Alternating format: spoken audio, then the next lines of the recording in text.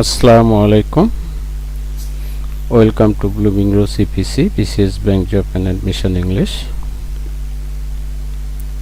Today the fourth lecture of parts of speech and literature. Today I will discuss about common noun and from literature non-fiction. তাহলে চলুন দেখা যাক common noun কি জিনিস। Common nouns are those nouns which are common in a group of something or somebody, or a noun that names a general class of persons, places, things is a common noun. যদি বাংলায় বলতে চাই এক জাতীয় কোনো কিছুর সাধারণ নামকেই common noun বলা হয়। এক্ষেত্রে আরেকটা বিষয় উল্লেখ করতে চাই, কমন নাউন চেনার সহজ উপায়,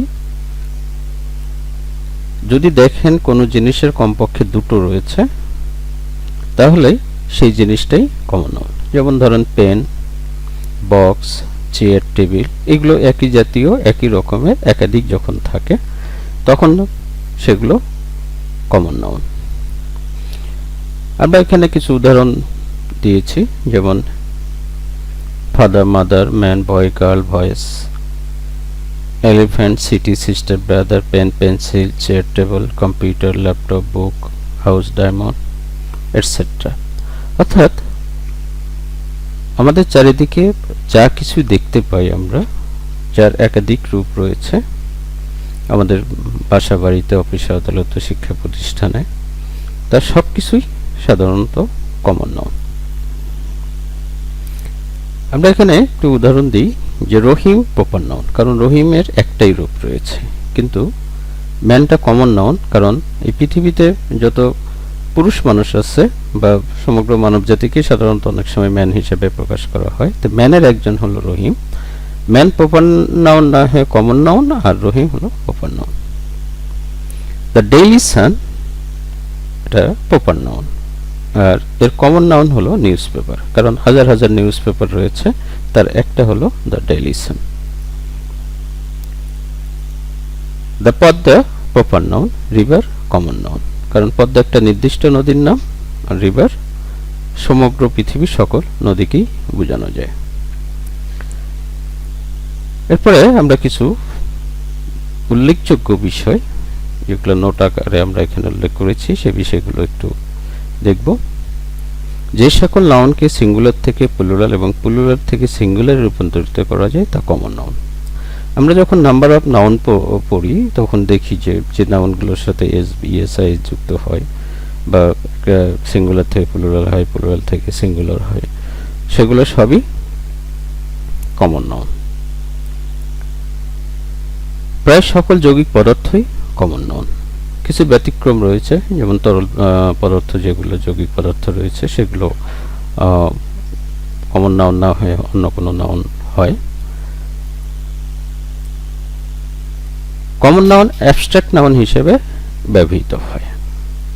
তো সেক্ষেত্রে একটা বিশেষ উল্লেখ করতে হয়, যেমন যদি কমন নাউনের আগে প্রিপোজিশন, আগে দি এবং পরে প্রিপোজিশন থাকে, এবং সেই প্রিপোজিশনের পরে কোনো নাউন বা প্রোনাউন থাকে, এবং সেই কমন নাউনটা যদি সেই নাউন বা প্রোনাউনের মধ্যে কোনো গুণাবলী প্রকাশ করে, তখনই সেটা অ্যাবস্ট্রাক্ট নাউন হয়। যেমন চেক দ্য বৃষ্টি নিউ, বৃষ্টিটা এখানে কমন নাউন, কিন্তু এখানে বিষ দ্বারা পশু না বুঝিয়ে পশুত্ব বোঝানো হয়েছে, অর্থাৎ তোমার পশুত্ব দমন করো।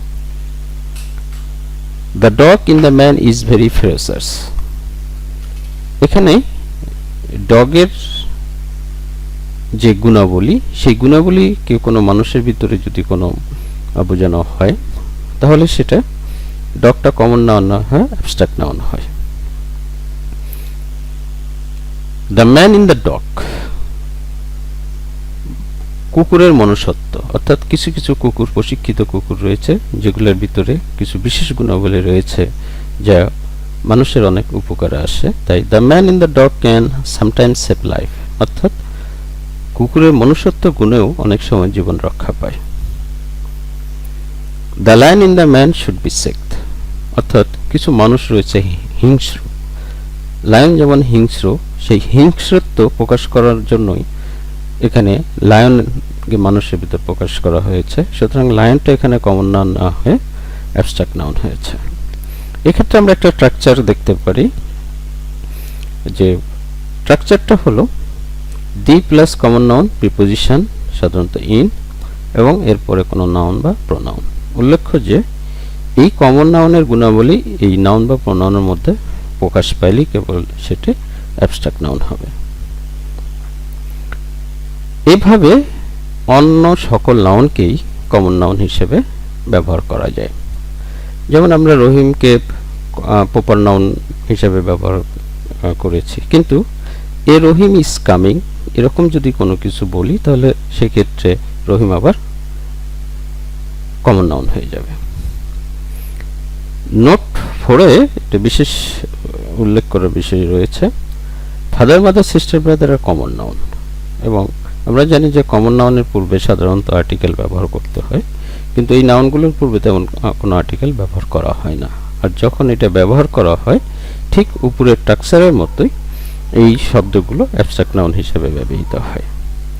যেমন ফাদার মানে পিতা, ফাদারহুড পিতৃত্ব, আবার দি ফাদার সেটাও পিতৃত্ব। ফাদারহুড হলো যিনি পিতা হয়েছেন সেই গুণাবলী যখন থাকে।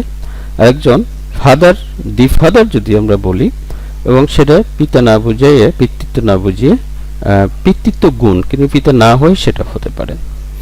যেমন এখানে মাদার দিয়ে আমরা একটু উদাহরণ দিয়েছি, the mother in her arrow sing her orphan boy. এখানে মাদার মানে মা নয়, এর অর্থ হলো মাতৃত্ব, অর্থাৎ ইতিম ছেলেটিকে দেখে তার ভিতরে মাতৃত্ব জেগে উঠল।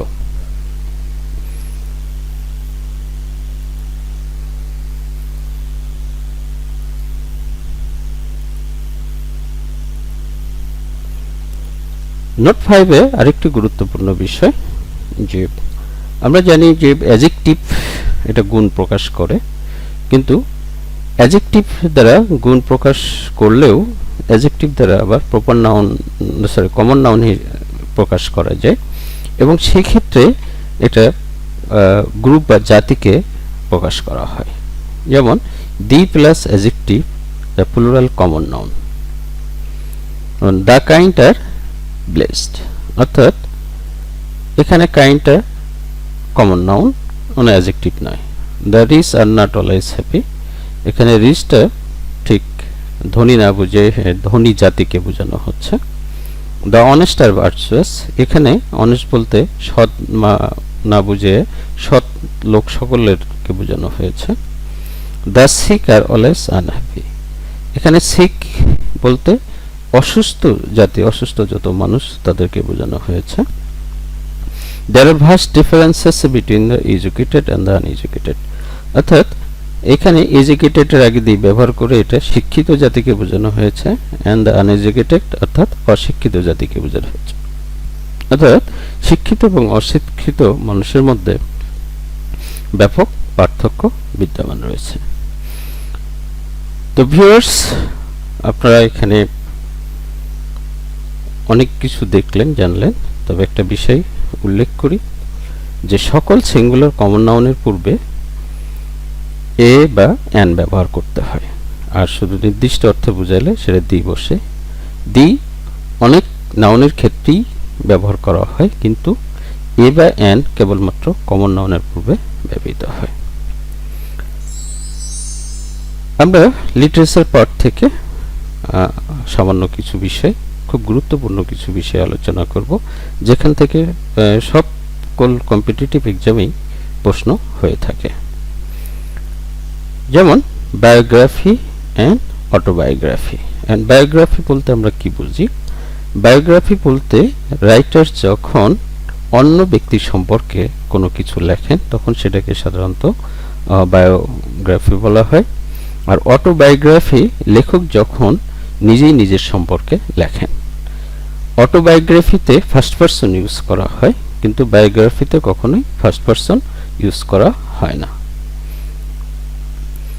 এসে এটা ওয়াইডলি স্টাডিড আর ওয়াইডলি রেড টপিকস আমাদের শিক্ষা জীবনের সকল ক্ষেত্রে আমরা এসে ব্যবহার করে থাকি। A short literary composition that reflects the author's outlook or point.